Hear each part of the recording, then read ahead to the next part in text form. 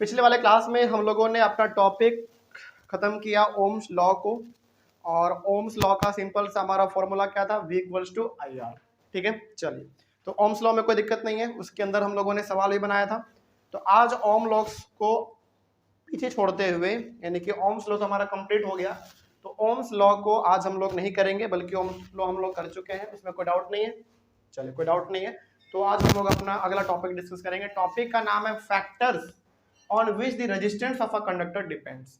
इसमें जो ध्यान देने वाली बात है वो आपका एक ही टर्म है, वो आपका रेजिस्टेंस, जिसको कि हम लोगों ने पिछले वाले क्लास में कंप्लीटली समझ लिया था। रेजिस्टेंस का सिंपल सा मतलब क्या बताया था मैंने?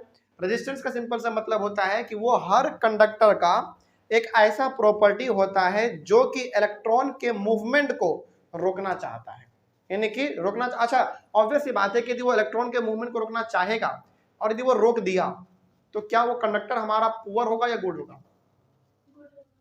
पुअर होगा, क्योंकि इलेक्ट्रॉन आपका वो रोक दिया तो मूव नहीं कर रहा है, और इलेक्ट्रॉन जब मूव कर ही नहीं रहा है तो आपका वो कंडक्टर नहीं कहलाएगा, वो पुअर कंडक्टर यानी कि इंसुलेटर आप कह सकते हैं।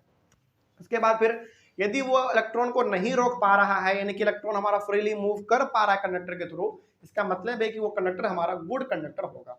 यहाँ पे हमने 3 प्रकार का कंडक्टर लिखा था, एक गुड कंडक्टर, एक पुअर कंडक्टर और एक इंसुलेटर था। तो गुड कंडक्टर का मतलब हो गया जिसमें इलेक्ट्रॉन हमारा फ्रीली मूव कर रहा है, बहुत मतलब बहुत तेजी से, उसमें रेजिस्टेंस हमारा बिल्कुल ना के बराबर है, तो हमारा गुड कंडक्टर होगा। उसके बाद था हमारा पुअर कंडक्टर, जिसमें रेजिस्टेंस थोड़ा सा ज्यादा होगा, वो इलेक्ट्रॉन के मूवमेंट को थोड़ा सा रोकेगा, तो हमारा पुअर कंडक्टर। और इंसुलेटर का मतलब होगा जिसमें रेजिस्टेंस हमारा जो है ना एकदम पीक लेवल पे होगा, एक्सट्रीम लेवल पे हमारा रेजिस्टेंस होगा और वो पूरी तरीके से इलेक्ट्रॉन के मूवमेंट को रोक देगा, तो हमारा इंसुलेटर कहलाएगा। एग्जांपल के तौर पे हमने दिया था ये मार्कर, ये हमारा मार्कर क्या है? इंसुलेटर, क्योंकि इसमें इतना ज्यादा रेजिस्टेंस है कि इलेक्ट्रॉन को ये मूव करने ही नहीं देगा। आप इसमें कितना ही बैटरी क्यों ना जोड़ दो, इलेक्ट्रॉन को ये मूव करने नहीं देगा, रोक देगा, क्योंकि इसमें रेजिस्टेंस हाई है। इट मींस ये हमारा एक इंसुलेटर है। चलिए, तो रेजिस्टेंस का सिंपल सा मतलब ये था कि वो एक प्रॉपर्टी, वो एक खास बात, वो एक अच्छा मतलब ये प्रॉपर्टी होता है किसी भी कंडक्टर का कि जो हर कंडक्टर में होगा, वो इलेक्ट्रॉन के मूवमेंट को रोकना चाहेगा। और हाँ, यहाँ पे ये है कि किसी कंडक्टर में रेजिस्टेंस कम होता है तो किसी में ज्यादा होता है। ठीक है, चलिए खैर आगे बढ़ते हैं। तो आज हम लोगों को ये पढ़ना है कि आखिर ये रेजिस्टेंस हमारा कौन कौन से फैक्टर पे डिपेंड करता है। ठीक है, मतलब रेजिस्टेंस हमारा कौन कौन से फैक्टर में डिपेंड करता है, यही हम लोगों को पढ़ना है। चलिए शुरू किया जाए। सबसे पहले यहाँ पे ना कुछ बातें लिखी गई हैं, उसको हम लोग देखते हैं, मतलब बहुत आराम से उसको पहले समझेंगे, उसके बाद फिर हम आपको एक डिफरेंस बिटवीन भी करवाएंगे रेजिस्टेंस और रेजिस्टिविटी में। उसके बाद फिर इसके अंदर एक दो न्यूमेरिकल्स भी हम लोग देख लेंगे। ठीक है, चलिए बहुत ध्यान से इसको आगे बढ़ते चलते हैं और समझते चलिएगा। सबसे पहला है the resistance of a conductor depends on its length, on it's area of cross section, on the nature of its material. मतलब क्या हुआ इसका? इसका मतलब है कि किसी भी कंडक्टर का जो रेजिस्टेंस है वो 3 चीजों पे डिपेंड करता है। पहली बात कि उस कंडक्टर का लेंथ कितना है, छोटा लेंथ है या ज्यादा लेंथ है, पहला चीज। दूसरा अभी समझाएंगे, इस पूरे के बारे में समझाएंगे, लेकिन पहले देख लेते हैं किसके किसके ऊपर ये डिपेंड करता है। मतलब एक किसी जैसे कंडक्टर है तो रेजिस्टेंस होना है, और हमने क्या कहा था बस कल कि अब हम लोग कंडक्टर नहीं कहेंगे, बल्कि अब हम कहेंगे उसको, बताइए क्या एक वर्ड था हमारे पास यहाँ पे? रजिस्टर। रजिस्टर का मतलब वो कंडक्टर तो है लेकिन उसमें कुछ मात्रा में हमारा रेजिस्टेंस भी है, और दुनिया में जितना भी हमारे पास कंडक्टर है उसमें रेजिस्टेंस तो है ही, भले ही किसी में कम है किसी में ज्यादा है, लेकिन रेजिस्टेंस उसमें है। ठीक है, तो अब यहाँ पे ना कंडक्टर से एक अच्छा वर्ड रहेगा हमारा रजिस्टर, क्योंकि रजिस्टर का मतलब कंडक्टर और कंडक्टर में हमारा रेजिस्टेंस। आप दोनों बोल सकते हैं, अकॉर्डिंग टू सिचुएशन दोनों इस्तेमाल कर लेंगे। तो किसी भी कंडक्टर का जो रेजिस्टेंस होगा वो कितना ज्यादा होगा या फिर कितना कम होगा, वो 3 चीजों पे डिपेंड करता है। पहला चीज हमारा होगा उस कंडक्टर का लेंथ, कितना लंबा है कितना छोटा है, ये चीज हमारा पहला। दूसरा होगा हमारा उसका area of cross section. Area of cross section का मतलब सिंपल सा आप ये समझो, चलिए हमने एग्जांपल एक बार और दिया था आपको, ऐसे समझो। जैसे ये हमारा पाइप है, मान लो हमारा कंडक्टर है, मानिए कि हमारा कंडक्टर है और ये बिल्कुल खाली है अंदर से, तो ये इसका जो गोल सर्किल बन रहा है यहाँ पे, ये किसका क्या हो गया? Area of cross section. Simple सा बात है। तो हमारा रेजिस्टेंस, किसी भी कंडक्टर का रेजिस्टेंस, पहला बात उसके लेंथ पे डिपेंड करेगा, दूसरा बात उसके एरिया ऑफ क्रॉस सेक्शन पे डिपेंड करेगा, और तीसरा चीज कि वो कंडक्टर हमारा किस प्रकार के मटेरियल से मिलकर बना हुआ है उस पर भी डिपेंड करेगा। कोई दिक्कत इसमें? जैसे एग्जाम्पल के तौर पर अभी हम आपको गहराई से लेंथ वाला और एरिया वाला आपको समझाने वाला है, इसके लिए आपको टेंशन नहीं लेना है। लेकिन हमारा रेजिस्टेंस किस मटेरियल से मिलकर बना हुआ है उस पर भी डिपेंड करता है। जैसे मान लीजिए आपने एक ऐसा कोई कंडक्टर बनाया है, मतलब एक आपने ऐसा कोई ऑब्जेक्ट बना दिया जो कि आपने प्लास्टिक से बनाया है, क्या कभी भी उसमें करंट फ्लो करेगा? क्यों नहीं करेगा? क्योंकि आपने जो बनाया है वो प्लास्टिक है, और प्लास्टिक में कभी भी कंडक्ट हमारा इलेक्ट्रिसिटी नहीं करता है। तो हम यहाँ पे कह सकते हैं कि उस प्लास्टिक वाले मटेरियल में जो आपने बनाया उसमें रेजिस्टेंस हमारा क्या एकदम पीक लेवल पे है। ठीक है, तो ये चीज समझ में आ गया आपको नीचे वाला। तो यहाँ पे एक बार दोबारा बताते हैं, किसी भी कंडक्टर का रेजिस्टेंस, बहुत ध्यान समझिए, किसी भी कंडक्टर का रेजिस्टेंस 3 बातों पे डिपेंड करेगा। पहला, उसका लेंथ कितना है कंडक्टर का, पहला।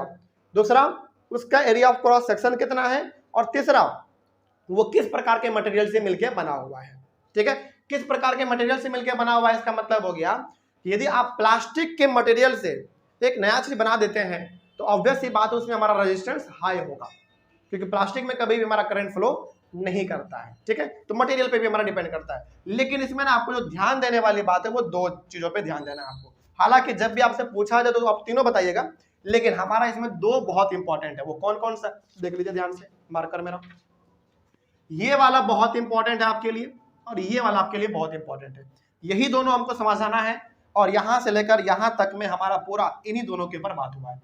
अब क्या है थोड़ा सा इसके बारे में समझिए। देखिए, the resistance of a conductor is directly proportional to its length. Directly proportional का मतलब एक बढ़ेगा तो दूसरा भी बढ़ेगा, एक घटेगा तो दूसरा भी घटेगा। तो पहला इसमें कहा गया है कि किसी भी कंडक्टर का रेजिस्टेंस उसके लेंथ पे डायरेक्टली प्रोपोर्शनल होगा। देखो यहाँ पे साफ लिखा हुआ है, the resistance of a conductor is directly proportional to its length. मतलब कि कंडक्टर का लेंथ कितना छोटा है कितना बड़ा है उस पे हमारा रेजिस्टेंस डायरेक्टली प्रोपोर्शनल होगा। एग्जांपल के तौर पे आप इसको ऐसे समझिए, जैसे हमारे पास ना अभी ये मार्कर है, हमारे पास ये मार्कर है, मान लो कि कुछ देर के लिए हमारा एक कंडक्टर है, इससे इलेक्ट्रिसिटी हमारा पास हो सकता है मान लीजिए, और ये हमारा एक कंडक्टर है तो ऑब्वियस सी बात है इसमें रेजिस्टेंस होगा। लेकिन हमारा ये मार्कर मात्र इतना छोटा सा है, इतना छोटा सा बस है, तो ऑब्वियस सी बात है हमारा जो कंडक्टर है और इसमें रेजिस्टेंस है और इसका लेंथ मात्र इतना सा है, तो ऑब्वियस सी बात है रेजिस्टेंस इसमें कितना होगा, यहां से लेकर यहां तक, बस सिंपल। यानी कि लेंथ छोटा है तो रेजिस्टेंस इसमें क्या होगा, कम ही होगा। लेंथ आपका इतना बड़ा है तो रेजिस्टेंस कहां से कहां तक होगा, यहां से लेकर यहां तक बढ़ा हुआ होगा रेजिस्टेंस इसमें, मतलब लेंथ छोटा तो रेजिस्टेंस भी कम।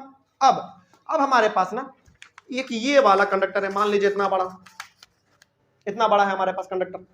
मोटाई पे मत जाइए इसका, अभी मोटाई का हम लोग बात करेंगे तब जब हम लोग क्रॉस सेक्शन का बात करेंगे, एरिया ऑफ क्रॉस सेक्शन। अभी बात आप इसके लेंथ को समझो।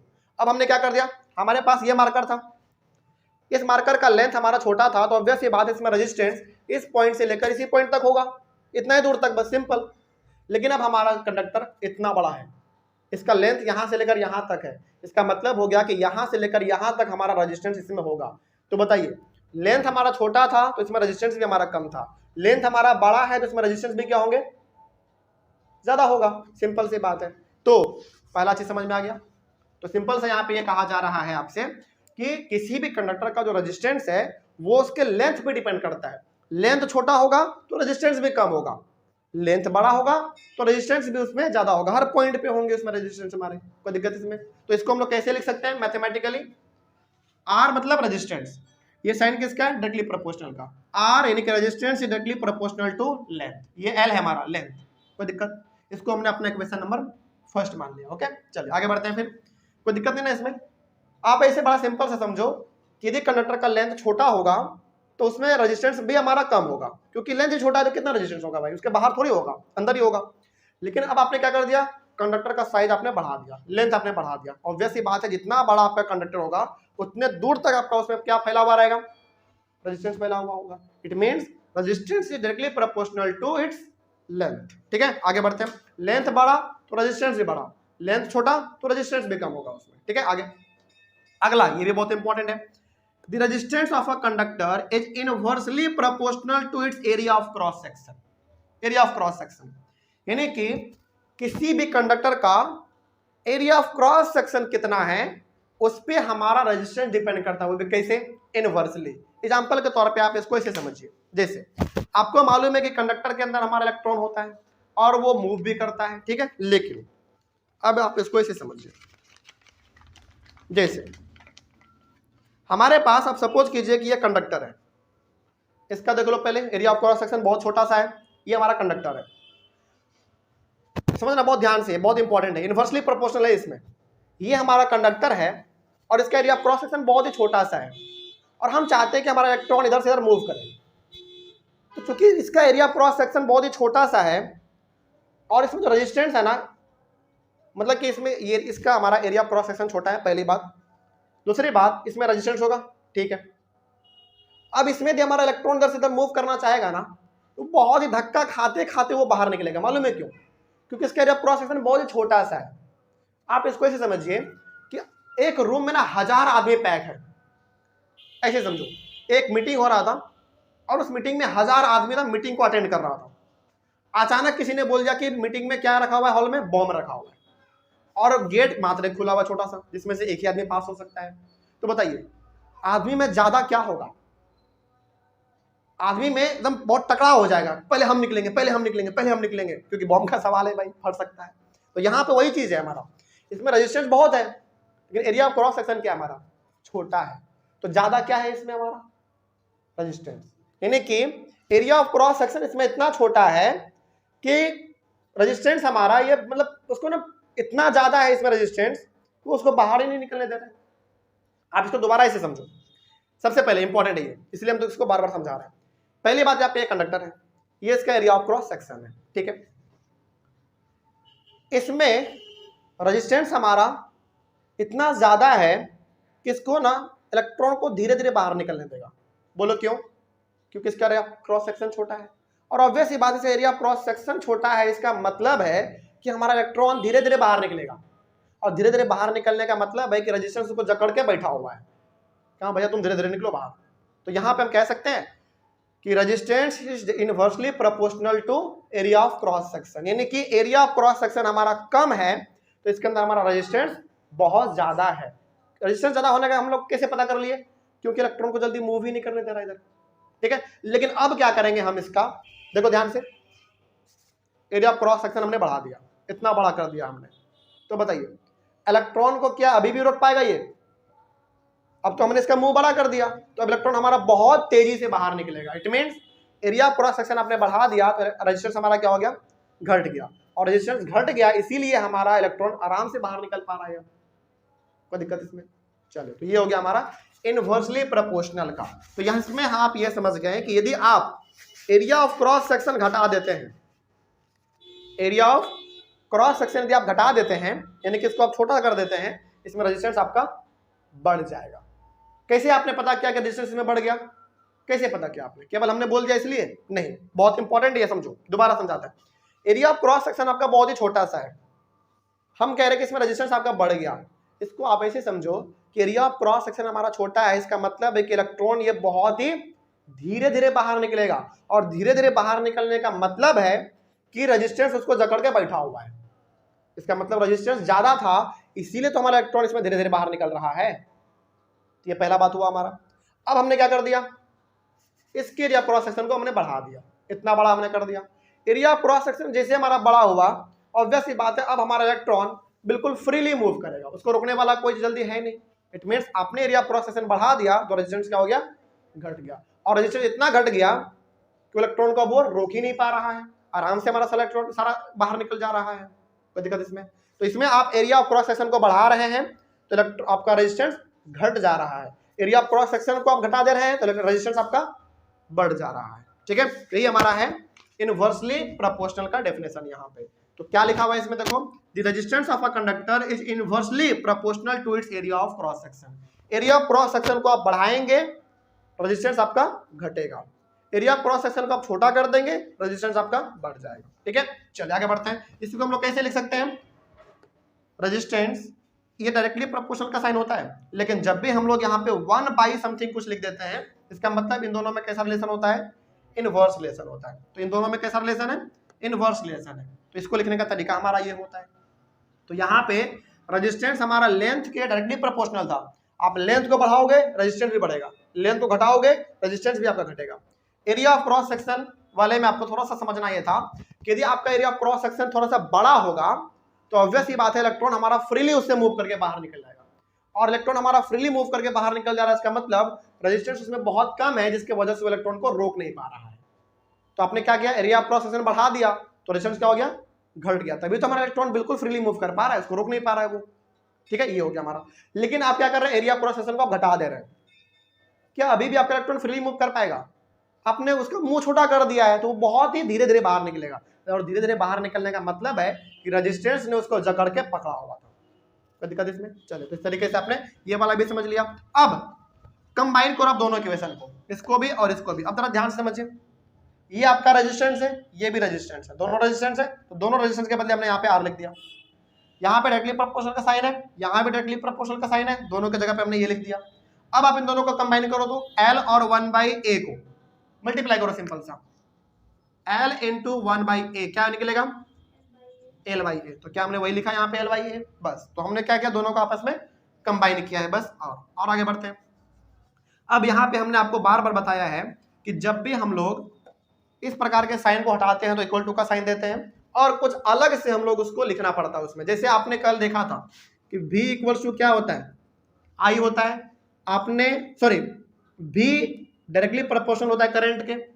आपने क्या किया है, इसको उठाया, आपने ये वाला साइन दिया, आपने I लिखा, लेकिन बगल में आपने कुछ तो लिखा ना, R लिखा था आपने कल। उसी प्रकार से हमको ये वाला साइन हटाना है तो आप क्या दोगे, इक्वल टू का साइन दोगे, लेकिन यहाँ पे कुछ तो लिखना पड़ेगा।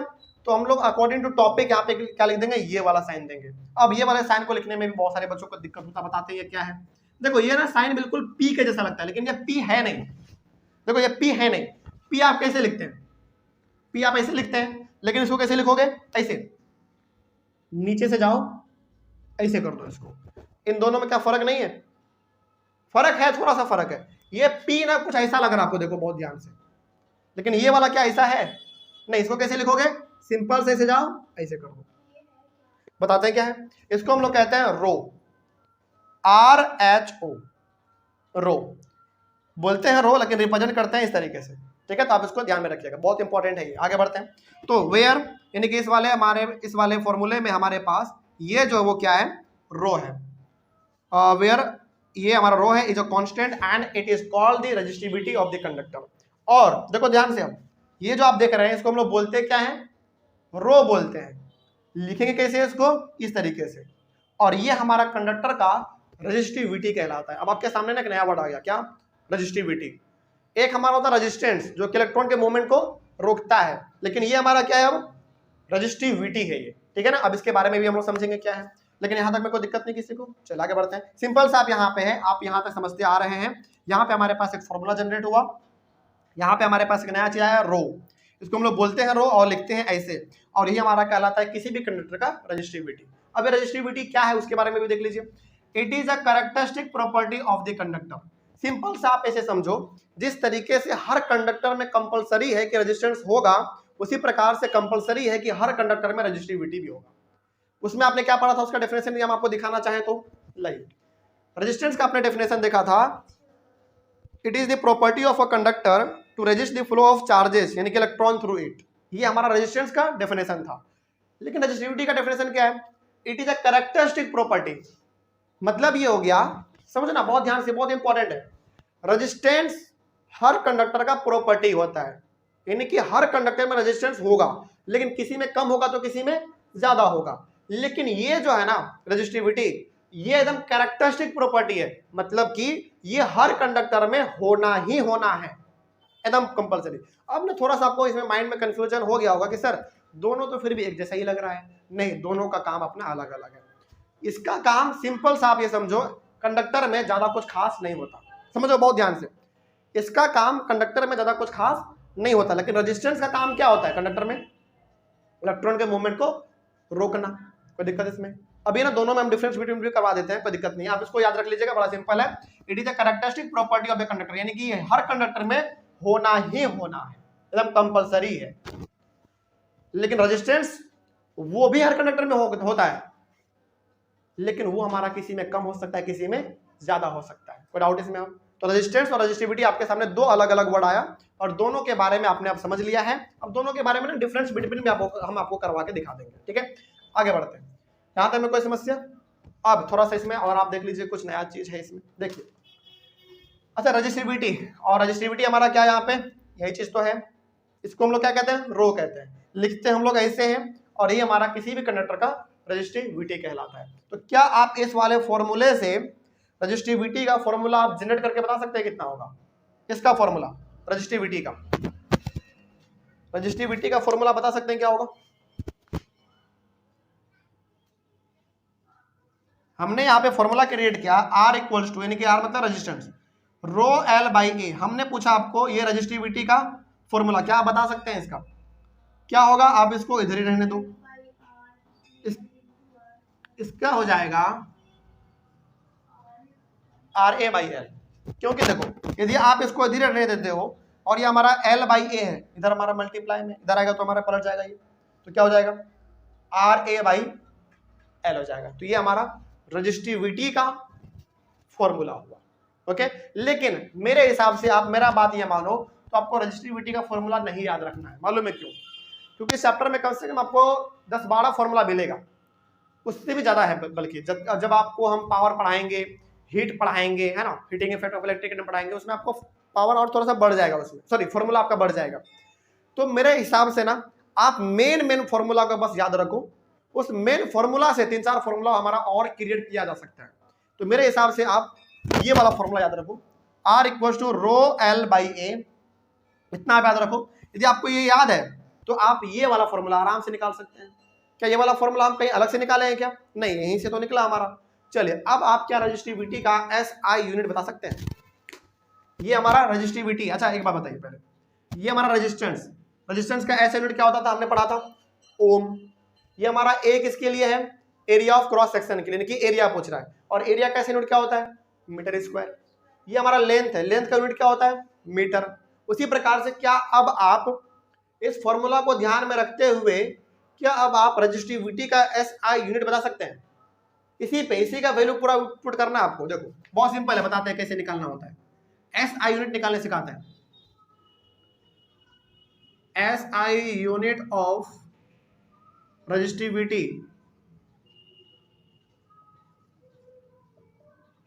SI unit of resistivity is, जरा बहुत ध्यान से समझना, बहुत इंपॉर्टेंट है ये। R के लिए आप क्या लिखते हैं? SI यूनिट ओम, ठीक है, कुछ ऐसे लिखते हैं आप, है ना। उसके बाद एरिया का SI यूनिट क्या होता है? मीटर स्क्वायर, ठीक है, डिवाइडेड बाई L मतलब लेंथ, और लेंथ का यूनिट क्या होता है? मीटर। अब यहां पे देखो तो ध्यान से, आपके पास कहां फंस गया भाई,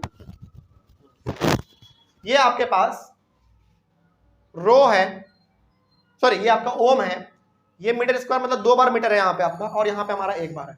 तो इस मीटर से हमारा क्या होगा? स्क्वायर कैंसिल होगा, तो क्या बचा आपके पास? केवल ओम मीटर। इट मीन्स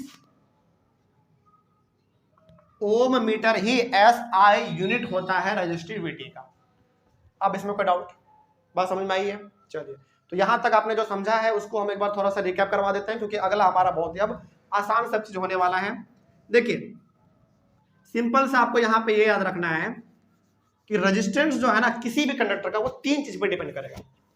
पहला चीज उसके लेंथ पे, और लेंथ पे हमारा रेजिस्टेंस कैसा प्रोपोर्शनल है?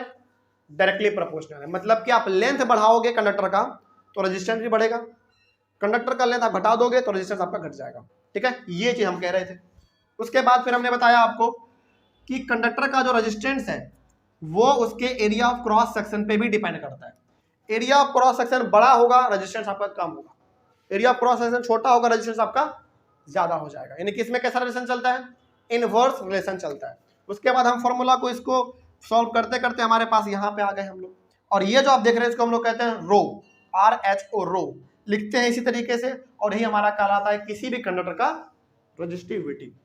ओके, और रेजिस्टिविटी बेसिकली हमारा किसी भी कंडक्टर का एक कैरेक्टरिस्टिक प्रॉपर्टी है, मतलब वो होना ही होना है, और इसका ज्यादा कुछ खास रोल कंडक्टर में नहीं होता होता। ठीक है, आगे बढ़ते हैं। फिर उसके बाद हमने रेजिस्टिविटी का फॉर्मूला जनरेट कर लिया।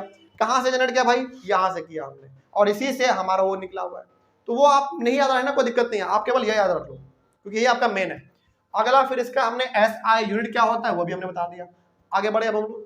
चलिए, अब जो हम समझाने वाले हैं थोड़ा सा अब इसको आप गौर से समझिएगा।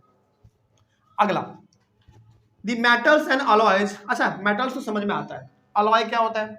अलॉय हमारा वैसा सबस्टांस होता है जो कि 2 या दो से ज्यादा मेटल या फिर नॉन मेटल को मिला के हम लोग कोई नया सबस्टेंस बना देते हैं। जैसे मान लीजिए मेरे पास आयरन है, एल्यूमिनियम है, जिंक है, कॉपर, ये 4 मेटल हमारे पास है। मान लीजिए हमने क्या किया, इन चारों को आपस में पिघला के मिक्स कर दिया और एक नया सबस्टेंस हमने बना दिया। वो जो हमारा नया सबस्टेंस बना वही हमारा क्या कहलाएगा, अलॉय कहलाएगा। ठीक है, अगला, तो the metals and alloys have very low resistivity in the range of 10 to the power -8 ohm metre to 10 to the power -6 ohm metre. मतलब ये हो गया कि हमारे जो मेटल्स होते हैं या फिर हमारे जो अलॉय होते हैं उसका रेजिस्टिविटी का जो रेंज होता है वो कितना होता है, 10 to the power -8 ohm metre to 10 to the power -6 ohm metre. अब ये आप ना फिलहाल इसको पढ़ते चलो, क्योंकि इसमें ना एक बहुत ही गहरी बातों को बताने वाले हैं आपको बताने वाले हैं कि आप आखिर रेजिस्टेंस और रेजिस्टिविटी से समझते क्या है। आप कैसे पता करेंगे कि कोई गुड कंडक्टर होगा कोई बैड कंडक्टर होगा, कैसे पता करेंगे, डाटा को देखते हुए कोई भी बताएंगे आपको। लेकिन अभी ना इसमें फिलहाल कुछ लिखा हुआ है उसको आप एक बार पढ़ो। They are good conductors of electricity, मतलब कि मेटल्स और अलॉय का जो रेजिस्टिविटी है वो कितना होता है, 10 to the power -8 ohm metre to 10 to the power -6 ohm metre. ठीक है, लेकिन हमारा जो ये मेटल और अलॉय होता है वो हमारा गुड कंडक्टर ऑफ इलेक्ट्रिसिटी होता है। ठीक है, यहाँ पे ना बहुत बड़ी चीजों को बताने वाले हैं, इसलिए थोड़ा सा समझो बहुत ध्यान से। यहाँ तक मेरे को दिक्कत, आगे बताते हैं। अगला वाला पॉइंट आपको बता देंगे ना, आपके माइंड में कुछ घूमने लगेगा। फिर देखो अगला, इंसुलेटर्स, ये हमारा क्या है, अलॉय और मेटल इलेक्ट्रिसिटी को ये कंडक्ट कर रहा है, इसका मतलब ये हमारा कंडक्टर है। ठीक है, और इसका रेजिस्टिविटी यहाँ से लेकर यहाँ तक के रेंज में है। अगला, insulators like rubber and glass have very high resistivity in the range of 10 to the power 12 ohm metre to 10 to the power 17 ohm metre. अच्छा, ये ना इंसुलेटर है और इसका रेजिस्टिविटी जो है 10 to the power 12 ohm metre से लेकर 10 to the power 17 ohm metre के रेंज में आता है, और इसका 10 टू द पावर -8 से लेकर -6 तक। और ये हमारा कंडक्टर है, मेटल और अलॉय कंडक्टर है क्योंकि इलेक्ट्रिसिटी में कंडक्ट करता है, और ये हमारा इंसुलेटर है। क्या इन दोनों में आपको कुछ रिलेशन नजर आ रहा है, इस वाले पॉइंट में और इस वाले पॉइंट में? चलो अच्छे से कर देते थोड़ा, इस वाले पॉइंट में और इस वाले पॉइंट में कुछ आपको रिलेशन नजर आ रहा है क्या? कुछ इसमें ना ये बताना चाह रहा है बहुत ही बड़ी चीजों को।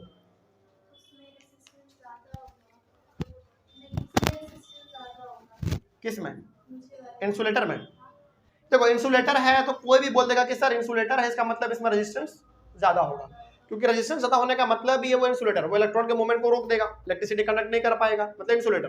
ठीक है, और इसमें आप क्या कुछ गौर कर पा रहे हैं, एक बार आप लोग भी सोचिए। हम मतलब चाहते हैं ना कि आप इसमें कुछ सोचो जरा, हम क्या इसमें बताने वाले हैं, कुछ यूनिक दिख रहा है आपको इसमें?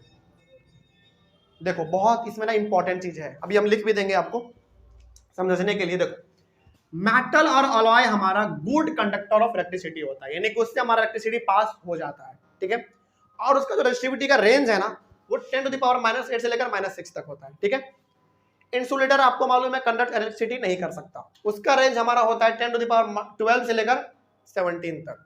मतलब आप यहाँ पे ये देख पा रहे हैं कि ये हमारा कंडक्टर है मेटल और अलॉय, उसका रेजिस्टिविटी हमारा क्या है, बहुत ही कम है। पावर माइनस में है, इसका मतलब क्या है, बहुत ही कम। पावर माइनस में इसका मतलब क्या, बहुत ही कम। पावर माइनस में मतलब बहुत ही कम, लेकिन इसका पावर देखो तो माइनस में है क्या, नहीं। देखो ये ना इस तरीके से लिखा हुआ है 10 टू द पावर -8 का मतलब है कि आप यहां पे 1 लिखो और नीचे में कितने से डिवाइड करो, यानी कि 8 जीरो से 1 2 3 4 5 6 7 8, आप इसको डिवाइड करो। हम लोग क्या करते थे एक्सपोनेंशियल पावर चैप्टर में जब बचपन में पढ़ते थे, 8 है तो हम लोग इसको क्या लिख सकते हैं, 1/10 टू द पावर 8 लिख सकते हैं। यही जब हमारा ऊपर जाता है तो क्या बनता है, 10 to the power -8 into 1 into 1 का कोई मतलब है, तो केवल हमारा ये है ना, मतलब ये 10 टू द पावर -8 जो लिखा हुआ है इसका मतलब वो ये है। तो आप इसको 1 को डिवाइड करोगे इतने से तो कितना छोटा वैल्यू हमारा आएगा, बहुत छोटा वैल्यू आएगा। इसका मतलब जब भी पावर आपका माइनस में रहे सोच लीजिए वो बहुत ही छोटा सा वैल्यू है, जब भी पावर आपका पॉजिटिव में रहे समझ जाइए वो बहुत ही बड़ा वैल्यू है। इसका मतलब है कि 1 के बाद कितना जीरो लिखो, 12 जीरो लिखो, 1 के बाद कितना जीरो, 17 जीरो लिखो, तो कितना बड़ा वैल्यू होगा हमारा, है ना। लेकिन अब इसमें हम बताना क्या चाहते थे वो तो जरा सुन लो। इसमें बताना ये चाहते थे कि जब भी आपका रजिस्टिविटी बहुत कम दिखे समझ जाइए वो आपका गुड कंडक्टर ऑफ इलेक्ट्रिसिटी है। इसका रेजिस्टिविटी क्या है, बहुत ही कम है, तो ये क्या होगा हमारा गुड कंडक्टर ऑफ इलेक्ट्रिसिटी होगा। और जब भी रेजिस्टिविटी आपको ज्यादा दिख जाए इसका मतलब वो इंसुलेटर है, पुअर कंडक्टर ऑफ इलेक्ट्रिसिटी है वो, कोई दिक्कत इसमें। अच्छा एक बात आप इसमें और कनेक्ट कर सकते हैं कि यदि हमारा इसमें रेजिस्टिविटी इतना कम है और ये हमारा गुड कंडक्टर है, इसका मतलब इसमें हमारा और कम क्या होगा, समझो फिर से। हमने क्या कहा, हमने ये कहा कि कहीं पे यदि रेजिस्टिविटी बहुत कम है मतलब वो गुड कंडक्टर है, और यदि कहीं पर रेजिस्टिविटी बहुत ज्यादा है जैसे ये हमारा पुअर कंडक्टर यानी कि इंसुलेटर होगा। तो आप पहले इस पे ध्यान दो, ये इसका रेजिस्टिविटी हमारा बहुत कम है तो ये हमारा गुड कंडक्टर है, इसमें और क्या कम होगा जिसके वजह से ये गुड कंडक्टर है, नहीं रेजिस्टेंस। इसका मतलब हो गया कि यदि हमारा इसका रेजिस्टिविटी कम है 10 to the power -8 और -6 है, और रेजिस्टेंस क्या हो गया, मतलब रेजिस्टिविटी से क्या होगा, बहुत कम होगा, और ये गुड कंडक्टर है। इसका मतलब है कि जिस कंडक्टर का रेजिस्टिविटी कम होगा उसका रेजिस्टेंस भी कम होगा, और उस केस में वो हमारा क्या होगा, गुड कंडक्टर ऑफ इलेक्ट्रिसिटी होगा। अब बात समझ में आया। तो यहां पे ना बहुत सिंपल सा लॉजिक है, बड़ा ऐसे समझो आप, अभी लिख भी देंगे हम। इसका रेजिस्टिविटी अब आपको बहुत कम दिख रहा है और इसीलिए क्या हमारा ये गुड कंडक्टर है। इसका मतलब हो गया कि अच्छा रेजिस्टिविटी कम है और गुड कंडक्टर है, इसका मतलब है कि उसमें रेजिस्टेंस भी कम रहा होगा, तभी तो गुड कंडक्टर है। इसका मतलब यदि रेजिस्टिविटी कम होगा तो रेजिस्टेंस भी कम होगा। अब इसका मतलब समझो, इसका रेजिस्टिविटी बहुत ज्यादा है इसीलिए इंसुलेटर है, इसमें और क्या ज्यादा होगा, फिर रेजिस्टेंस इसमें ज्यादा होगा, इसीलिए आपका ये इंसुलेटर है। तो यहाँ पे ना आप बहुत लंबे चीजों को सीख गए हैं, और हम हमको यहाँ पे लिख भी देंगे, पहले समझा देते हैं। तो यहाँ पे क्या सीखा आपने, ये सीखा कि जिसका रेजिस्टिविटी कम होगा उसका रेजिस्टेंस भी कम होगा, और वो कंडक्टर कैसा होगा, गुड कंडक्टर होगा, पहला चीज। दूसरा चीज, अब इसको बैठ कर थोड़ा सोचो, कनेक्ट करो हम क्या बोलने जा रहे हैं। रेजिस्टिविटी कम तो रेजिस्टेंस भी कम, और जिसका रेजिस्टेंस कम होता है ऑब्वियस ये बात, हमारा कैसा कंडक्टर होता है, अरे गुड कंडक्टर। और जिसका हमारा रेजिस्टिविटी ज्यादा है और वो इंसुलेटर है, इसका मतलब है कि उसमें रेजिस्टेंस भी ज्यादा है। बात खत्म। अभी हम लिख देंगे, कोई दिक्कत नहीं है, फिर खैर आगे बढ़ते हैं। इन दोनों पॉइंट को जो हमने स्टार मार्क किया है ना, इसको नोट करने के लिए अच्छी तरीके से आपके पास याद रहे, और अभी आपके सामने हम एक टेबल भी दिखाएंगे, उस टेबल को देख के आप तुरंत बता देंगे कि कौन गुड कंडक्टर है और कौन बैड कंडक्टर है। इसके लिए भी हम कुछ लिखेंगे भी यहाँ पे, पहले आप आगे समझ लेते हैं। The resistivity of an alloy is generally higher than that of its constituent metals। अच्छा, हमने क्या कहा आपको, ये पॉइंट जो आपने समझा ना, ये बिल्कुल अलग पॉइंट है, ये अब यहाँ से हमारा कुछ अलग चीज इस्तेमाल हो रहा है, देखो। और इस प्रकार का सवाल आपसे एनसीईआरटी में पूछा गया, जैसे हमने क्या कहा, हमारे पास 4 मेटल है, मान लो आयरन है, मैग्नीशियम है, चलो आयरन है, कॉपर है, सिल्वर है और एल्यूमिनियम है, हमारे पास 4 मेटल है। हमने इन चारों को पिघलाया, एक अलग मेटल हमने एक अलग सबस्टेंस हमने तैयार कर लिया, और वो हमारा क्या कहलाएगा, अलॉय कहलाएगा। क्योंकि अलॉय का सिंपल सा मतलब होता है आप 2 या 2 से ज्यादा मेटल या फिर नॉन मेटल को आपस में मिलाओ, जो नया सबस्टेंस बनेगा वही हमारा अलॉय कहलाएगा। लेकिन जो हमारा नया सबस्टेंस बना ना, नए सबस्टेंस यानी कि अलॉय का रेजिस्टिविटी बहुत ज्यादा हाई होता है, रेजिस्टिविटी उसका बहुत ज्यादा हाई होता है, किससे, जिस मेटल से आपने उसको बनाया है उस मेटल से। ठीक है, आगे, alloys do not burn readily at high temperatures, और alloy का ये खास बात होता है कि वो जल्दी हाई टेम्परेचर पे भी जलता नहीं है। ठीक है, आगे, for this reason they are commonly used in electrical heating devices like electric iron, toaster etc। और इसीलिए हम लोग हमारे घर में जो इलेक्ट्रिक हीटर होता है उसमें जब वो कॉइल देखते हैं पूरा वो लपेटा हुआ होता है, कितना वो लाइट करता है, क्या वो जल जाता है, पिघल जाता है क्या, नहीं, वो हीट तो देता है लेकिन क्या वो जलता पिघलता है, नहीं। इसका मतलब है कि वो आपका प्योर मेटल नहीं है बल्कि वो आपका अलॉय है। तो यहाँ पे आपको 2 बात ध्यान में रखना है, ये दोनों पॉइंट तो हम अभी आपको पूरा लिख के बता देंगे, लेकिन आप यहाँ पे ये समझिएगा कि जब भी हमारा अलॉय बनता है तो अलॉय का रेजिस्टिविटी थोड़ा सा ज्यादा होता है, किससे, उसके मेटल से, जिसके वजह से इसी पर्पस के यानी कि इसी को ध्यान में रखते हुए हम लोग अलॉय का इस्तेमाल अपने अलग अलग इलेक्ट्रिकल कंपोनेंट में इस्तेमाल करते हैं, जिससे हमारा वो वायर जलता भी नहीं और हमको हीट और लाइट दोनों मिल जाता है। जैसे आपके मन में सवाल आता होगा ना कि सर हम लोग हीटर को जलाते हैं इतना लंबे समय तक अपने घरों में, वो तार पिघलता क्यों नहीं है, क्यों पिघलेगा भाई? क्योंकि वो अलॉय से बनकर बना हुआ है, और अलॉय का जो अलॉय है वो जल्दी जलता यानी कि जल्दी पिघलता भी नहीं है, इसीलिए हम लोग उसको उस पर्पज के लिए इस्तेमाल करते हैं। तो जब भी आपसे पूछे सवाल में कि बताइए हम लोग इलेक्ट्रिकल कंपोनेंट में मेटल का इस्तेमाल ना करके हम लोग अलॉय का इस्तेमाल क्यों करते हैं? इसलिए करते हैं क्योंकि अलॉय का जो मेल्टिंग पॉइंट है वो बहुत ही हाई होता है, इसलिए वो जल्दी पिघलता नहीं है, इसीलिए हम लोग उसको इस्तेमाल करते हैं। लेकिन उसी जगह पे जब हम एक प्योर मेटल का इस्तेमाल करेंगे ना, उतने टेम्परेचर में तो जल के स्वाहा हो जाएगा, कोई दिक्कत इसमें। चलो ये बात आपको थोड़ा सा ध्यान में रखिएगा, और ये दोनों पॉइंट को तो अभी हम बहुत ही अच्छी तरीके से आपको समझाते हैं। चलिए अब हम थोड़ा सा इसको मिटाने वाले हैं। ऑनलाइन वाले बच्चे आप लोग एक बार पहले इसका स्क्रीनशॉट ले लीजिए जल्दी से। तो रजिस्टिविटी क्या होता है ये चीज समझ में आ गया आपको? तो रजिस्टिविटी का ना सिंपल सा आप मतलब ये समझना कि जिस प्रकार से रेजिस्टेंस हर कंडक्टर में होता है उसी प्रकार से हमारा रजिस्टिविटी भी होता है, ठीक है। चलिए इसको आप एक बार घर पे जाइए, थोड़ा सा बैठ के सोचिए ये क्या कह रहा है। चलिए इसको मिटा दे एक बार। अब इसमें ना कुछ बातें हम लिखने जा रहे हैं, उसको थोड़ा सा बहुत ही ध्यान से देख लीजिए।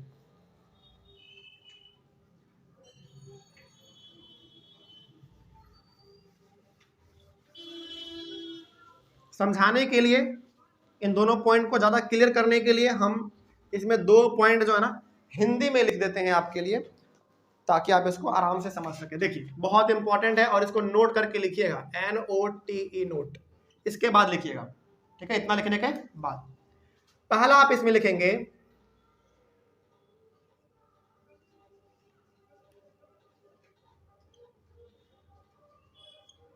जिस कंडक्टर का, लिखिए आप इसको लिख लो कहीं पे, ठीक है। बहुत इंपॉर्टेंट है ये चीज, क्योंकि ये चीज आपको याद है ना, एग्जाम में जब आपके पास डाटा दे दे तो आपसे बोलेगा डाटा देके कि बताओ ये गुड कंडक्टर है या बैड कंडक्टर है, तो आप उसको डाटा को देख के बता सकते हैं, ठीक है। अभी आपके सामने डाटा भी हम रखेंगे। तो जिस कंडक्टर का रजिस्टिविटी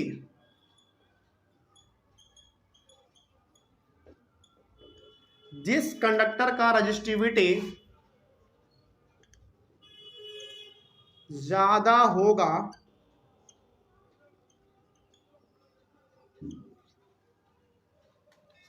पहले कौन सा था? कम वाला था ना। चलो पहले कम वाला लिख लो। जिस कंडक्टर का रजिस्टिविटी कम होगा उसका रेजिस्टेंस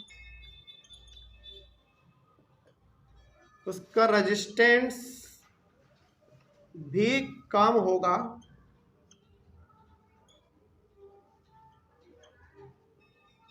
और वो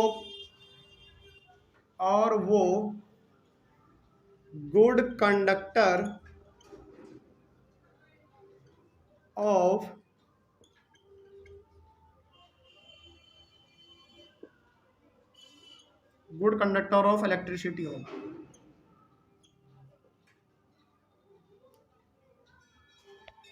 पहला पॉइंट समझ में आया?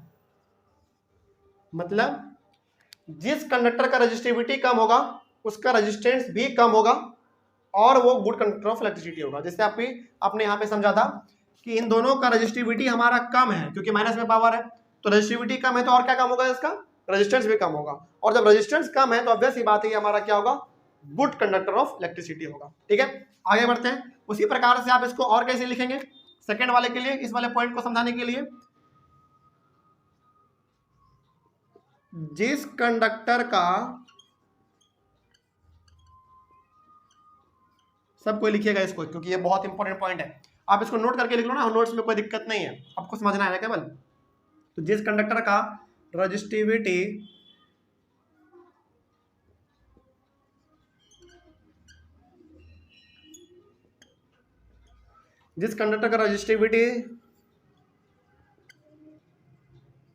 ज्यादा होगा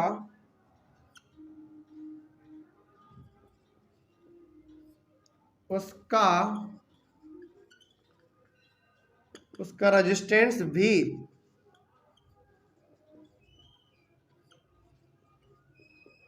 ज्यादा होगा,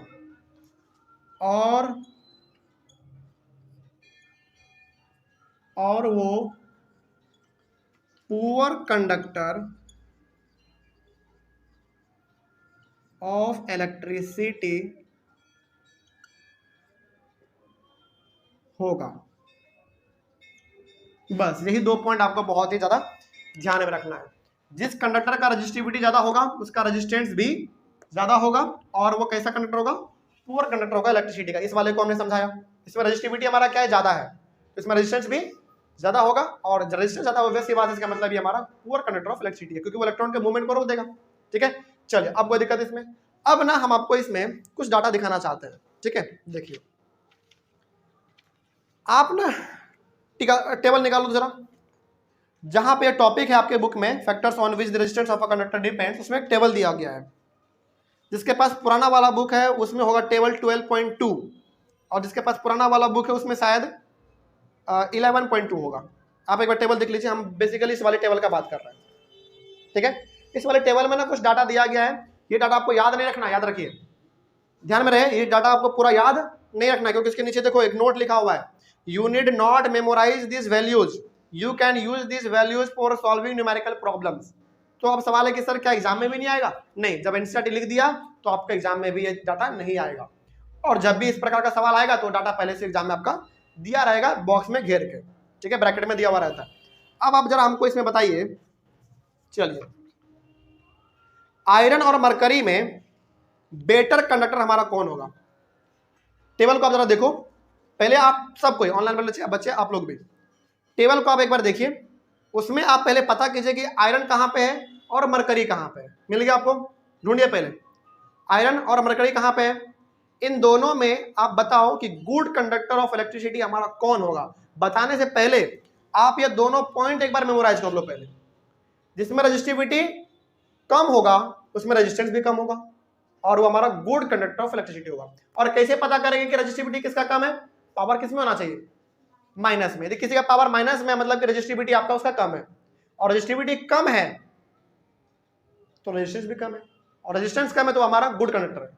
उसी प्रकार से जिसका रेजिस्टिविटी पॉजिटिव में है उसका पावर, मतलब वो हमारा रेजिस्टिविटी का पावर, मतलब रेजिस्टिविटी का पावर ज्यादा है तो रेजिस्टेंस भी ज्यादा है, और रेजिस्टेंस ज्यादा मतलब वो पुअर कंडक्टर है। तो बताइए आयरन और मरकरी में दोनों में से हमारा गुड कंडक्टर कौन होगा? बताइए। आयरन वाला होगा। चलिए एक बार हम वैल्यू लिखते हैं, और आप ऐसा कैसे बता रहे हैं थोड़ा सा हम उसको समझने की कोशिश करते हैं। देखिए बहुत इंपॉर्टेंट है ये चीज। आयरन के लिए आयरन का रेजिस्टिविटी जो है वो दिया गया है कितना? 10.0 इंटू 10 टू द पावर -8, और मरकरी का कितना है भाई? 94.0 इंटू 10 टू द पावर -8। चलिए पहले आप इसको जरा देखो तो ध्यान से, दोनों का पावर -8 है। ठीक है, इसका आयरन का रेजिस्टिविटी दिया गया है 10.0, सिंपल सा 10 दिया गया है, इसका दिया गया है 94, सिंपल सा ऐसे समझो आप। तो अब आपको लग रहा होगा कि सर इन दोनों का पावर तो सेम दिया गया है, तो हमको इससे अब कुछ लेना देना है नहीं। अब आप जरा इन दोनों को देखो, इसका पावर क्या है? सर इसका वैल्यू कितना है? 10 है केवल, इसका कितना है? 94, यानी कि ज्यादा है। तो जब पावर दोनों का सेम है तो हमको क्या देखना है? अब आगे वाला देखना है वैल्यू, इसका 10 और इसका 94, तो कम हमारा किसका हुआ? ऊपर वाले का हुआ, और इसका रेजिस्टिविटी कम है, इट मींस इसका रेजिस्टेंस भी क्या होगा? कम होगा, और ये हमारा गुड कंडक्टर ऑफ इलेक्ट्रिसिटी होगा। ऐसे ही पहचानना है आपको, डाटा ऐसे ही पहचानना है आपको। ठीक है, तो पहले आप देख लो कि पावर दोनों का कैसा है। यदि नेगेटिव पॉजिटिव है तब तो बात हमारा और आसान हो जाएगा, लेकिन जब दोनों नेगेटिव है और दोनों सेम पावर है तो फिर आप उसके आगे वाले वैल्यू को देखो। आगे वाले वैल्यू में जिसका वैल्यू कम होगा इट मींस उसका रेजिस्टिविटी कम है, तो रेजिस्टिविटी कम है तो उसका रेजिस्टेंस भी कम होगा, और वो हमारा गुड कंडक्टर ऑफ इलेक्ट्रिसिटी होगा। इट मींस इन दोनों में हमारा वैल्यू कम आ रहा है, इसका आयरन का, इट मींस आयरन हमारा एक गुड कंडक्टर ऑफ इलेक्ट्रिसिटी है। अब हम आपको टास्क दे रहे हैं, क्या टास्क है? इस पूरे टेबल को आप देखो और बताओ कि पूरे टेबल में सबसे बेस्ट कंडक्टर कौन है? पूरे टेबल में आप जरा देख के बताओ कि बेस्ट कंडक्टर हमारा कौन होगा और क्यों होगा। आप लोग एक बार जरा ट्राई कीजिए इसको, पूरे टेबल में बेस्ट कंडक्टर हमारा कौन होगा और क्यों होगा, ऐसा बताइए। बिल्कुल सिल्वर होगा। क्योंकि इस पूरे के पूरे टेबल में सिल्वर का जो वैल्यू है ना वो सबसे छोटा दिया गया है। कितना दिया गया है?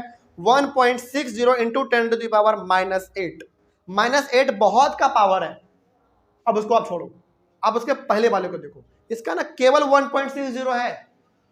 मतलब इसका वैल्यू क्या है? बहुत ही, इसका रजिस्टिविटी बहुत ही कम दिया गया है। और रजिस्टिविटी कम है मतलब रेजिस्टेंस भी कम है, और रेजिस्टेंस कम है इसका मतलब कि वो आपका गुड कंडक्टर है। ठीक है, चलिए आगे बढ़ते हैं। इसमें तो आपको दिक्कत नहीं होना चाहिए मेरे हिसाब से। तो अब आपको यहाँ पे ना ये भी समझ में आ गया कि डाटा यदि आपके पास दे दिया जाए, जैसे मान लीजिए, सपोज कीजिए, मान लो यहाँ पे ना हमने मरकरी और आयरन दोनों मिटा दिया है। ठीक है, क्योंकि बहुत सारे बच्चे इसी में अनुमान लगा लेंगे कि सर आयरन हमारा गुड कंडक्टर होता है। हमने क्या किया, एग्जाम में सवाल कैसे पूछेगा बताते हैं, और ऐसा पूछा गया आपको, जब हम सिंपल पर बनवाएंगे ना उसमें सवाल है। आपके एग्जाम में क्या करेगा, 2 वैल्यू दे देगा और यहाँ पे लिख देगा ओम मीटर, ताकि आपको पता चले कि इसका वैल्यू दिया गया है, रजिस्टिविटी का दिया गया है। ठीक है, आपके पास एग्जाम में 2 वैल्यू देगा, ये पहला वैल्यू देगा आपके पास, और आपके पास ये दूसरा वाला वैल्यू दे देगा। आपसे बोलेगा कि बताओ इन दोनों में से हमारा बेस्ट कंडक्टर ऑफ इलेक्ट्रिसिटी कौन है। कैसे पता करेंगे? जिसका वैल्यू कम वही हमारा बेस्ट होगा, इसका वैल्यू कम है तो यही हमारा बेस्ट होगा। ये तरीका आपने अब क्या समझा? ये दोनों पॉइंट आप बिल्कुल अच्छी तरीके से लिख लीजिएगा। ठीक है, आगे बढ़े हम लोग। तो यही हमको इसमें आज समझाना था, जो कि बहुत इंपॉर्टेंट था। चलिए, अब यदि आपने इतना कर लिया है तो इसका एक बार पहले आप इसको लिख लो। आप लिख लिए होंगे, मिटा दे पूरा। अब चलो, अब इससे एक न्यूमेरिकल भी हम लोग सॉल्व कर लेते हैं। रजिस्टिविटी से न्यूमेरिकल भी बना लेते हैं एक हम लोग।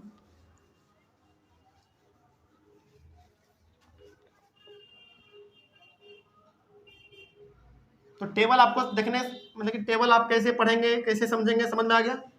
चलो, बहुत अच्छा है। तो आप अपने सामने जब पढ़ेंगे ना, खास करके ऑनलाइन में बच्चे आप लोग, आपके सामने कॉपी और पेन तो होना ही चाहिए, प्लस आपका एनसीईआरटी बुक भी होना चाहिए, क्योंकि बहुत सारी चीज़ें ऐसी हैं जो कि हम तुरंत बोर्ड पे बना के दिखा नहीं सकते हैं, नहीं तो फिर हमारा क्लास बहुत लंबा हो जाएगा। ठीक है ना? तो हम लोगों को टाइम से मतलब है या कंटेंट से मतलब है? मतलब टाइम से तो मतलब है ही, मतलब फिजूल का वक्त क्यों बर्बाद किया जाए, जब हमारा काम बुक से चल सकता है। तो सब चीज़ों को यहाँ पे लिखना जरूरी नहीं है, लेकिन हाँ, हम वो सारा चीज़ यहाँ पे लिख देते हैं जो कि आपके नोट्स के हिसाब से और आपके कॉन्सेप्ट के हिसाब से बहुत ही जरूरी होता है। ठीक है, चलिए खैर आगे बढ़ते हैं। अब हम यहाँ पे एक क्वेश्चन लिखते हैं आपके लिए। ठीक है, और बताते हैं कि इस प्रकार का सवाल जब आ जाए रजिस्टिविटी से तो कैसे बनाएंगे। और ये सवाल हम कहीं और से नहीं, आपके बुक से ही लेंगे, ताकि आप इसको बाद में कनेक्ट भी कर सकें। ठीक है, इसमें 2 चीज लिखा गया है, लेकिन कोई बात नहीं, हम लोग एक का वैल्यू लिखते हैं जो कि हमारे फिलहाल अभी काम का है। Resistance of a metal, example 12.5 जरा बोलिएगा क्या है?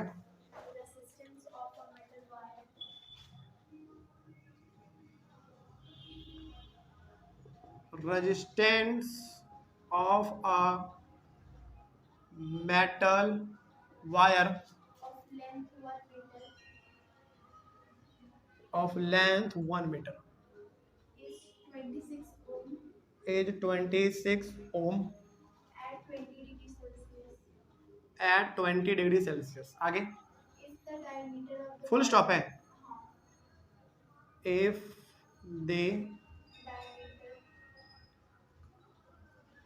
the diameter of the wire is 0.3 millimetre, M है मतलब मिलीमीटर। आगे full stop. what will be the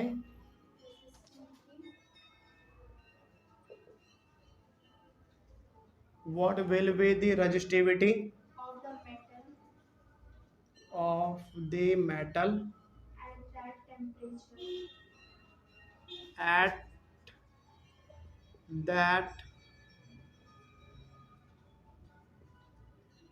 that temperature। बस अगला रहने दीजिए, वो आपके उतना इंपॉर्टेंट नहीं है, इतना आपके लिए काफी है। मतलब जितना आप अभी हम लोगों ने पढ़ा ना, उस हिसाब से हमारा क्वेश्चन बिल्कुल सटीक है। इसका सॉल्यूशन देखते हैं हम लोग, बहुत इंपॉर्टेंट है। देखिए, सबसे पहले आप ना, हमने आपको जैसा बताया है कि जो भी आपका न्यूमेरिकल्स दिया हुआ रहे फिजिक्स में खास करके, उसको आप थोड़ा थोड़ा पढ़ते चलिए, उसको ब्रेक कीजिए और उसको जो वैल्यू दिया गया आप उसको लिखते चलिए। वैल्यू यदि एसआई यूनिट में नहीं है तो पहले आप उसको कन्वर्ट कीजिए। चलिए करते हैं। देखिए बहुत ध्यान से, resistance of a wire, sorry resistance of a metal wire of length 1 metre is 26 ohm. यहां से हमको एट 20 डिग्री सेल्सियस, यहाँ पे ना टेम्परेचर आपको कंफ्यूज करने के लिए दिया गया है बेसिकली, इसको आप अभी फिलहाल इग्नोर कर सकते हैं, ठीक है। तो यहाँ पे बेसिकली आपके पास रेजिस्टेंस दिया गया है 26 ओम का और लेंथ दिया गया है वायर का कितना, 1 मीटर दिया गया है, ठीक है। तो पहले आप ये पता करो कि क्या रेजिस्टेंस अपने एस यूनिट में है, बिल्कुल है। लेंथ अपने एस यूनिट में है, बिल्कुल भी है। आगे बढ़ते हैं फिर। If the diameter of the wire is 0.3 millimetre, diameter हमारे पास यहाँ पे दिया गया है 0.3 मिलीमीटर, ठीक है। और डायमीटर यहाँ पे दिया गया है, इसका मतलब है कि हमको निकालना पड़ेगा इसका रेडियस। क्यों रेडियस निकालना पड़ेगा अभी बताते हैं आपको। हालांकि पहले यदि आपको बता देते हैं तो देखो, आपने क्या पढ़ा formula, R equals to rho L by, आपने ए पढ़ा ना आपने। ए हमारे किसके लिए, एरिया के लिए। और एरिया का फॉर्मूला क्या होता है, क्रॉस सेक्शन का एरिया हम बता रहे हैं। और एरिया क्रॉस सेक्शन कैसा देखने में लगता है, सर्किल, गोल। तो आपको क्या निकालना पड़ेगा, सर्किल का बेसिकली एरिया निकालना पड़ेगा। तो एरिया का फॉर्मूला क्या होता है, पाई आर स्क्वायर। इसमें क्या चाहिए होगा आपको, आर चाहिए होगा, यानी कि हमारे पास आर होना चाहिए, लेकिन हमारे पास आर है नहीं, हमारे पास डायमीटर है। निकाल सकते हैं रेडियस, चलिए निकालते हैं। अच्छा, इसको ना एक तरीका भी आपको बता देते हैं, बहुत सिंपल सा तरीका जो कि आपको हमेशा याद रहे। देखिए, जब भी आपका कोई यूनिट, इसको आप याद रखिएगा, ठीक है, बहुत इंपॉर्टेंट है ये। जब भी आपको कोई यूनिट मिलीमीटर में दिया हुआ रहे, उसको चेंज करना हो सेंटीमीटर में, फिर मीटर में, और फिर किलोमीटर में। तो बहुत ये इंपॉर्टेंट बात बताना जा रहे हैं, बहुत इसको ध्यान से नोट कर लीजिए आप। हाँ, जब भी कोई आपका यूनिट मिलीमीटर में दिया हुआ रहे, उसको चेंज करना हो सेंटीमीटर में, तो आप डिवाइड करेंगे 10 से, ठीक है। जब भी कोई चीज सेंटीमीटर में दिया हुआ रहे, उसको चेंज करना है मीटर में, तो आप डिवाइड करेंगे 100 से। जब भी कोई चीज दिया हुआ रहे मीटर में, आपको कन्वर्ट करना है किलोमीटर में, आप डिवाइड करेंगे 1000 से, ठीक है। उसी प्रकार से हमारा रिवर्स भी चलता है ये। जब भी कोई चीज किलोमीटर में दिया हुआ रहे, आपको मीटर में करना हो, तो आप क्या करोगे, 1000 से आप मल्टीप्लाई करोगे। उसी प्रकार जब कोई चीज मीटर में दिया हुआ है, आपको सेंटीमीटर में करना हो, तो आप यहाँ पे मल्टीप्लाई करेंगे 100 से। उसी प्रकार जब कोई चीज सेंटीमीटर में दिया हुआ हो, आपको मिलीमीटर में लाना हो, तो आप मल्टीप्लाई करेंगे 10 से, बस, ठीक है। और ये तरीका आप यहाँ पे फिजिक्स में सीख लो, आप इसको मैथ में भी अप्लाई करना, ठीक है। उसमें आता है ना इस प्रकार का, जब हम लोग सर्किल चैप्टर पढ़ेंगे, आपको डायमीटर वाला, ये मिलीमीटर वाला सवाल बहुत आएगा, ठीक है। तो ये आपके लिए बहुत इंपॉर्टेंट है। आगे बढ़ते हैं फिर। तो हमारे पास यहाँ पे रेजिस्टेंस है, लेंथ है, डायमीटर भी हमारे पास दिया गया है, तो डायमीटर से हम लोग रेडियस निकाल सकते हैं। सबसे पहली बात यहाँ पे आप हमको बताइए, बहुत ध्यान से बताइएगा, ठीक है। देखिए, ये हमारा 0.3 मिलीमीटर है, हमको लाना है किसमें, मीटर में, क्योंकि हमको डायमीटर चाहिए ना, सॉरी रेडियस चाहिए, और रेडियस किस में होना चाहिए, मीटर में होना चाहिए। तो बताइए आप सबसे पहले क्या करोगे, 0.3 को आप डिवाइड करोगे मिलीमीटर से, पहले सेंटीमीटर में लाओगे, तो पहले कितना डिवाइड करोगे, 10 से। पहले आप 10 से डिवाइड करोगे, फिर अब आपका सेंटीमीटर में आ चुका, सेंटीमीटर से आप लाओगे किस में, मीटर में, तो कितना से करना पड़ेगा, अब 100 से हमने किया। अभी आप रुक जाओ, आपके पास अभी क्या आया 0.3, चलो हाँ इतना ठीक है आपके लिए, अभी फिलहाल ठीक है। अब आपका ये किस में आ चुका है, मीटर में आ चुका, लेकिन हमको ना ये 0 पॉइंट जो लग रहा है ना, ये हमको बहुत परेशान कर रहा है। तो क्या करेंगे, पॉइंट को हटा देंगे, तो क्या लिख देंगे इसको हम लोग, 3 लिखेंगे। ये जो था ये तो लिखाएगा ही, ये तो लिखाएगा ही, और हम कितने से अब करेंगे डिवाइड, 10 से, क्योंकि हमने पॉइंट को हटाने के लिए 10 से डिवाइड किया, ठीक है। अब ये आपका किस में है बताओ, मीटर में है आपका, ये पूरा मीटर में है, लेकिन अभी भी तो आपका ये डायमीटर ही है। अब रेडियस बनाने के लिए हम लोग क्या करते हैं, डायमीटर को 2 से डिवाइड करते हैं। ये अभी पूरा आपका है अभी फिलहाल डायमीटर में ही है, लेकिन डायमीटर है किस में, मीटर में, लेकिन अब हमको लाना है इसको रेडियस में, तो हमको डिवाइड करना पड़ेगा फिर 2 से। ये बात समझ में आई है। हमने क्या किया यहाँ पे, सबसे पहले हमने इसको डिवाइड किया 10 से, ये हमारा सेंटीमीटर में आ गया, 100 से मल्टीप्लाई किया हमने, फिर ये हमारा मीटर में आ गया। ठीक है, हमने फिर क्या किया, इस पॉइंट को हटाने के लिए फिर से 10 से हमने डिवाइड किया। अब ये हमारा पूरा आ चुका था किसमें, मीटर में, लेकिन अभी भी तो डायमीटर ही है ना, और डायमीटर हमको चेंज करना है रेडियस में, तो हमको 2 से डिवाइड करना पड़ेगा। अब हमारे पास फाइनल रेडियस कितना आएगा बताइए, 3, इन सभी को आप मल्टीप्लाई करो जरा, 2 तो रहेगा, और 2 के कितना जीरो देंगे, 2 3 4 जीरो, 1 2 3 4 जीरो, या भैया आपका हो गया मीटर में। कोई दिक्कत इसमें? तो इस तरीके से आपके पास अब आर है, एल है, और आपके पास रेडियस भी है। अब निकालना आपको इसमें क्या है, what will be the resistivity of the metal at that temperature. Basically temperature आपको यहाँ पे कंफ्यूज करने के लिए दिया गया है, कोई दिक्कत नहीं है। अब आपको बेसिकली रेजिस्टिविटी निकाल के हमको दिखाना है। ठीक है, चलिए रेजिस्टिविटी निकालते हैं हम लोग।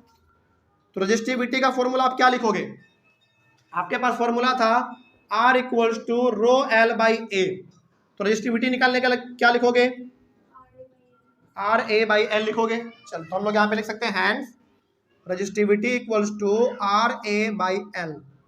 चलिए अब बहुत ध्यान से समझिए इसको, आर का वैल्यू हमको इसमें पुट करना है। तो आर का वैल्यू कितना है, 26 इंटू ए का मतलब एरिया ऑफ क्रॉस सेक्शन का ये बात कर रहा है। तो फॉर्मूला होता है पाई आर स्क्वायर। तो पाई का वैल्यू कितना ले सकते हैं, 22/7, 22/7 इंटू आर स्क्वायर होता है, एरिया क्रॉस सेक्शन में पाई आर स्क्वायर होता है, सर्किल का एरिया बेसिकली है। आर स्क्वायर हमारे पास रेडियस है इतना, तो इसे हम लोग क्या करना पड़ेगा, हमको स्क्वायर करना पड़ेगा। इट मीन्स हम इसको 2 बार ऐसे लिख सकते हैं ना, इसको हम 2 बार ऐसे लिख सकते हैं, स्क्वायर का मतलब 2 बार लिख सकते हैं। और अब आपको डिवाइड कितने से करना है, लेंथ से। तो लेंथ कितना है आपका, 1 मीटर। क्या यहाँ पे नीचे में कोई 1 का मतलब है, कोई सेंस नहीं है, आप इसको नेग्लेक्ट करो, केवल ऊपर वाले को सॉल्व करो। सॉल्व करते हैं, चलिए यहाँ पे आ जाइए। चलिए नीचे में हमारा ये है, इससे हमको कोई मतलब नहीं है, ऊपर वाले को पहले हम लोग कर लेते हैं सॉल्व। तो ऊपर में हमारा आ जाएगा 26 इंटू 22 इंटू 3 इंटू 3। देखो हमने कुछ नहीं किया, ऊपर सारे को हमने एक साथ मल्टीप्लाई किया, और नीचे हम लोग इसको मल्टीप्लाई करने वाले हैं। ठीक है, कितना होगा देखो, अच्छा क्या हम इसको ऐसे कर सकते हैं, जब देखो तो 7 इंटू 2 कितना, 14, 14 इंटू 2 28, तो 28 हमने लिखा, और 10 टू द पावर अब कितना दे देंगे हम, 4 जीरो यहाँ पे है और 4 जीरो हमारा यहाँ पे है, तो 10 टू द पावर 8 हम दे सकते हैं। बस ये थोड़ा सा सॉल्व करने का थोड़ा सा शॉर्टकट तरीका होता है। हाँ यहाँ तक में तो कोई दिक्कत नहीं किसी को, आगे बढ़ जाते हैं थोड़ा। उसके बाद आप इसको ऐसे करो, 26 इंटू 22 इंटू 3 3 जा 9 हो सकता है ये हमारा, और नीचे में 28 आप रहने दो, इंटू 10 टू द पावर -8 हो जाएगा जब हमारा ये नीचे से ऊपर चला जाएगा तो। ठीक है, चलिए आगे बढ़ते हैं। आगे फिर अब ये थोड़ा सा कैलकुलेशन हमारा, इसमें मतलब आपको मल्टीप्लाई करना पड़ेगा, इसको इसको और इसको आप मल्टीप्लाई करो। इसको कुछ नहीं करना है, इसको सेम टू सेम रहने दो, इसको इसको और इसको आप मल्टीप्लाई करो, कितना आता है देख लो, और उसको 28 से आप सिंपल सा डिवाइड कर दो। चलिए हम एक बार यहाँ पे कर लेते हैं। आपको बेसिकली 26 मल्टीप्लाई करना है 22, और फिर मल्टीप्लाई करना है 9, तो आपके पास वैल्यू 5148 आएगा। 5148 into 10 to the power -8 divided by 28। अब आप केवल 5148 को डिवाइड करो केवल 28 से। ठीक है, 5148 को आप डिवाइड करो 28 से, तो 183.85 183 कितना था, 183.85 इंटू 10 टू द पावर -8 ये आपका आया। अच्छा क्या इसी को हम लोग थोड़ा सा राउंड ऑफ करके 183.85 इंटू 10 टू द पावर -8 आया है। ठीक है, चलिए इसके बाद थोड़ा सा यहाँ पे समझा देते हैं, समझिएगा बहुत इंपॉर्टेंट है ये। ठीक है, देखो हम क्या करने वाले हैं, इसको हम इधर लाने वाले हैं, इस पॉइंट को हम यहां पे लाना चाहते हैं 1 पॉइंट, तो क्या लिखेंगे हम 1.8385। ठीक है, हमने क्या किया, इस पॉइंट को हमने यहां से उठाया और इसको हमने यहां पे शिफ्ट कर दिया। ठीक है, चलो आगे बढ़ते हैं फिर। इनटू, लेकिन आपने कितना डिजिट शिफ्ट किया पहले बताओ, 2 डिजिट, तो यहां पे 10 to the power minus, sorry -2 नहीं भी, +2 ना, +2 इंटू 10 टू द पावर -8। क्यों ऐसा हुआ, क्योंकि जब भी हम लोग पावर को, सॉरी पॉइंट को लेफ्ट की ओर शिफ्ट करते हैं तो हमारा पावर किस में आता है, पॉजिटिव में आता है, इसलिए हमने 10 टू द पावर 2 दिया, क्योंकि हमने 2 डिजिट शिफ्ट किया था।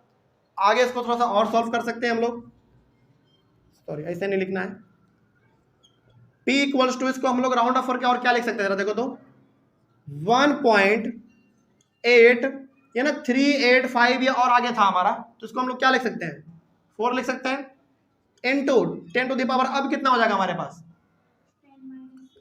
10 टू द पावर -6। तो हमारे पास ये वैल्यू आया, क्या ये आपका वैल्यू सही है, नहीं, ओम मीटर लगाना पड़ेगा क्योंकि इसका SI यूनिट आपका ये होता है, तो 1.84 into 10 to the power -6 ohm metre आपका रजिस्टिविटी आया। कोई डाउट इसमें? चलो अब इसमें थोड़ा सा इस सवाल का मतलब आप समझ लो क्या कहा गया था इसमें।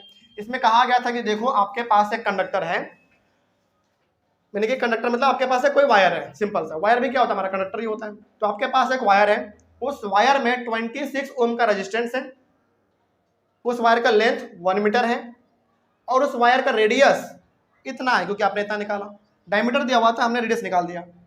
तो बताइए कि आखिर उस वायर में रजिस्टिविटी कितना है, उस वायर में रजिस्टिविटी हमारा इतना है। अच्छा, इस क्वेश्चन को ना थोड़ा सा भी और आगे आप एक्सटेंड करना चाहते हैं, इसमें लिखा गया था कि हाँ, using table 2.12.2 predict the material of the wire. आपके पास ये डाटा है, ठीक है, इस डाटा को देख के बताइए तो जरा, टेबल को देखते हुए कि डाटा जो हमारा दिया गया 1.84 इंटू 10 टू द पावर -6 ये हमारा कौन सा वायर है, डाटा को देखते हुए बताइए जरा, आप लोग भी बताइए कि आपके पास ये वैल्यू है, ये वैल्यू देखो कहाँ पे है और वो वायर हमारा कौन सा है, 1.84 into 10 to the power -6। Magnesium नहीं है, वो मैग्नीज है, मैग्नीज है। तो ये क्वेश्चन ना बेसिकली हमारा थोड़ा सा और लंबा था, लेकिन हमारे कॉन्सेप्ट के अकॉर्डिंग यहीं तक आपके लिए काफी था, तो हमने इसको थोड़ा सा रिड्यूस कर दिया क्वेश्चन को और ये कर दिया। लेकिन आगे यही कहा गया था, बेसिकली अब तो आप बता दिए, तो आगे यही कहा गया था इसमें कि आपके पास ये वैल्यू आ गया, इस वैल्यू यानी कि ये जो हमारा रजिस्टिविटी आया है ये कौन से वायर का है, तो मैग्नीज का है, सिंपल सा बात है। तो आप पूरा क्वेश्चन लिखना चाहें तो भी लिख सकते हैं, नहीं तो आप इतना लिख के चलेंगे तो आपका काम बन जाएगा। कोई डाउट इसमें? इस प्रकार का भी क्वेश्चन आ जाता है कि आपने जो वैल्यू निकाला बताओ ये कौन से वायर का रजिस्टिविटी है, तो ऐसा ही पूछा जा सकता है, इसके लिए आपको घबराना नहीं है। लेकिन मुद्दा यह है कि यदि आप एक बार ये निकाल दिए है ना तो आप आराम से बता सकते हैं ये कौन से वायर का है, और वैसे भी आपको टेबल याद करना है नहीं, जब भी एग्जाम में पूछा जाएगा तो आपको वो टेबल दिया हुआ रहेगा। ठीक है, चलिए तो अब आप इसका एक बार स्क्रीनशॉट लीजिए जल्दी से। स्क्रीनशॉट लेने के बाद हमारा ये जो टॉपिक था factors on which the resistance of a conductor depends पूरी तरीके से खत्म हुआ। यहाँ तक में कोई डाउट किसी को, बात समझ में आई है? चलिए तो यहाँ पे हमारा ये क्लास आज हम लोग ओवर करते हैं।